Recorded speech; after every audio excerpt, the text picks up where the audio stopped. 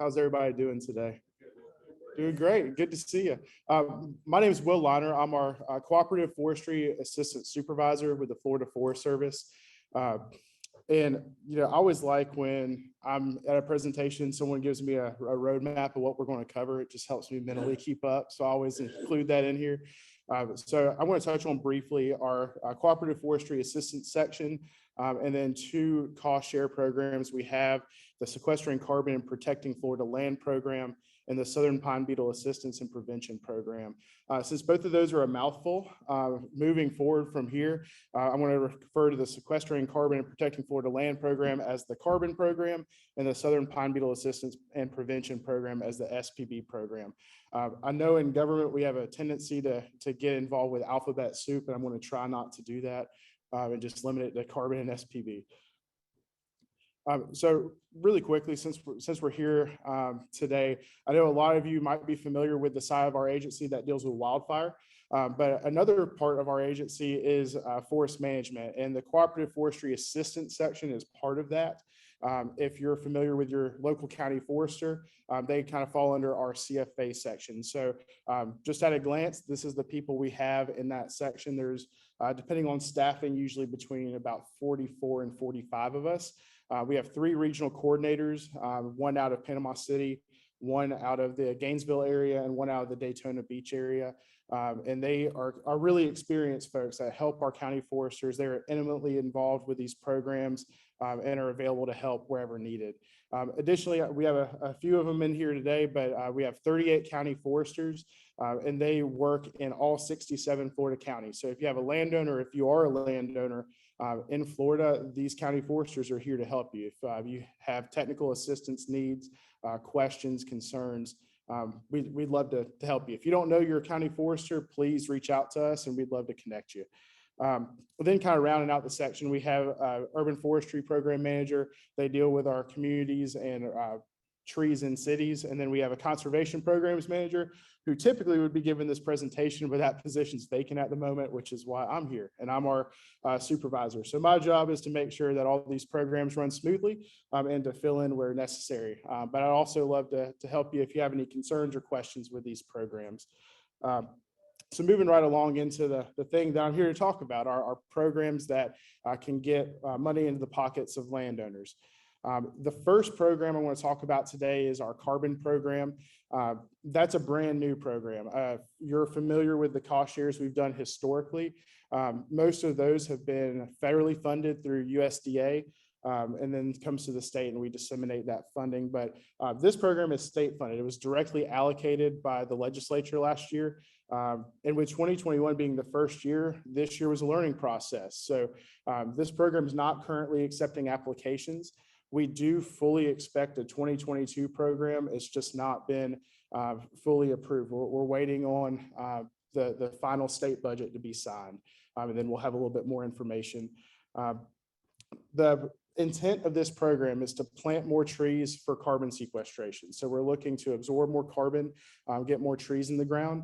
All of the pine species that are commercial here in the state of Florida are eligible. So the first thing is if you're looking to plant trees, this program is a great resource for that, especially if you're looking at pine trees.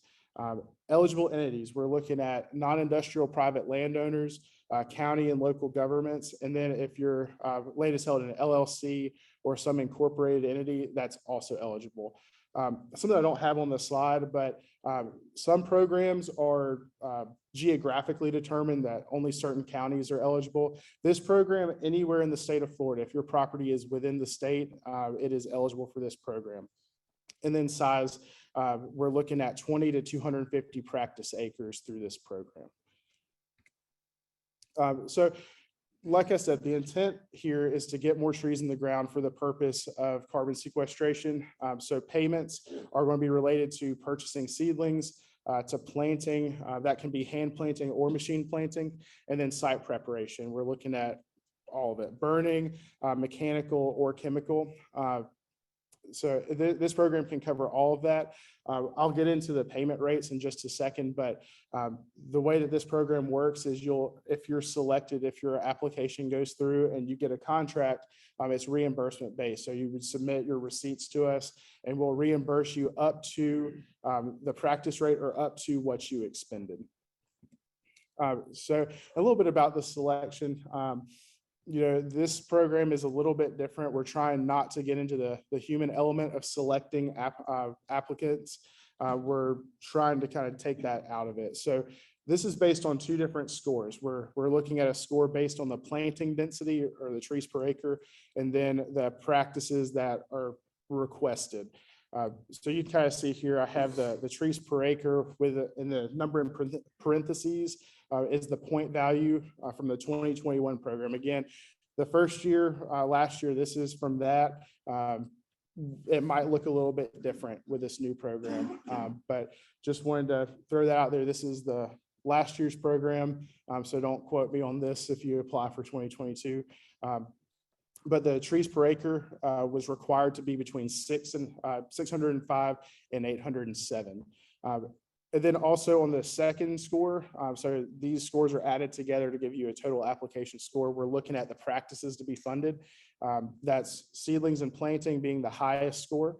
And then if you added site prep, but we're also planting 4 points, and then site prep only is 2 points. So if you applied only for site preparation, regardless of if it's chemical, mechanical, or burning, and no planting, that would only give you 2 points.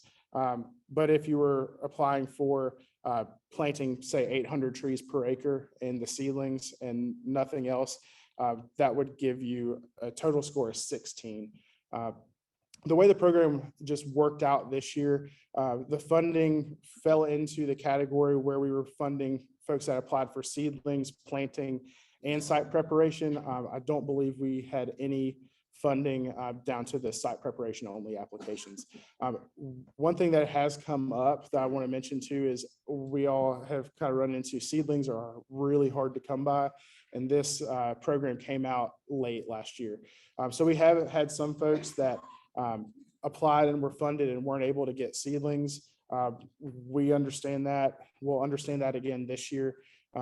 If there's a good faith effort, we can still reimburse you for the pieces that you can finish. So these are the practice rates. And again, this was from last year, might shift a little bit when it reopens in 2022, but we're looking at $30 an acre for prescribed burning, $150 for mechanical site prep. And that's kind of a catch-all category. So roller chopping, subsoiling, scalping, whatever it might be, all of that can be captured under that mechanical. But no matter how many practices you're doing, it's capped at $150 per acre. And then the rest of these, chemical site prep, $112.50 an acre. Planting, whether it's hand or mechanical, is going to be $60 an acre. And then regardless of species, it's going to be $150 per thousand for your containerized, and then $60 per thousand for bare root. So switching gears to the second program is our Southern Pine Beetle program, the SPB. And this is a federally funded program, so it's a little bit different because it's not tied to a state fiscal year.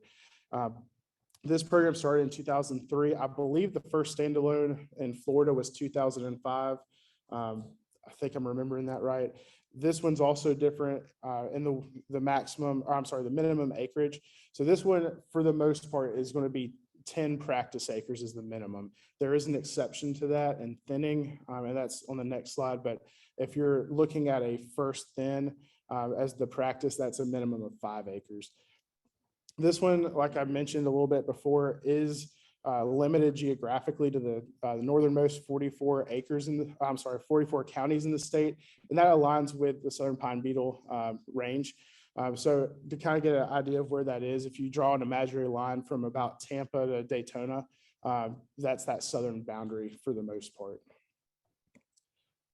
So these are the practices for southern pine beetle. And kind of like I mentioned with carbon, keeping in mind that the intent is to get more trees in the ground. The intent of the SPB program is to avoid southern pine beetle outbreaks or to make them less destructive when they do occur. So this program will fund pulpwood thinnings, seedling establishment, prescribed burning, and underbrush treatment. So one difference too is whereas the carbon program, you could apply for all of the different practices. In southern pine beetle, landowners are limited to 1 application per year and 2 practices per application. So just to keep that in mind.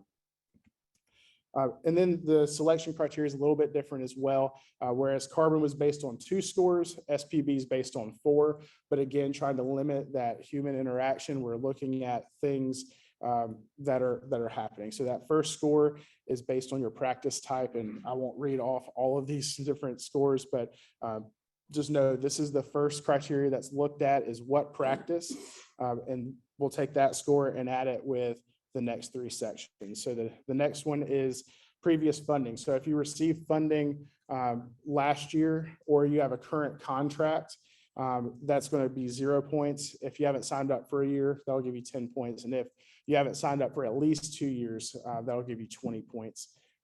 And then the final one is management plan. This is specifically a multiple use management plan.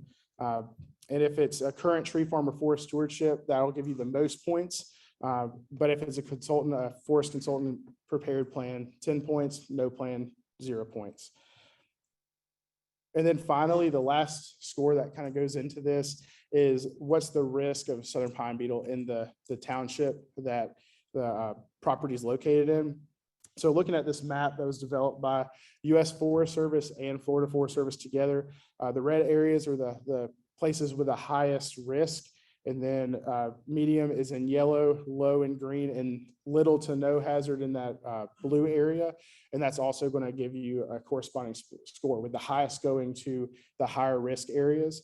So you add those scores together, and that's how we determine what applicants are selected each year. And then also, because the rates are different, this is the practice rates. Again, I won't read all of these off, but it is different than the carbon program. But this is what a landowner can be reimbursed for at a per acre rate for each of these practices. I know that I'm going through this quickly, so if you have any questions or would like to see this presentation or these numbers up close, please feel free to reach out to me. I'd be happy to talk to you or send you a copy of this presentation.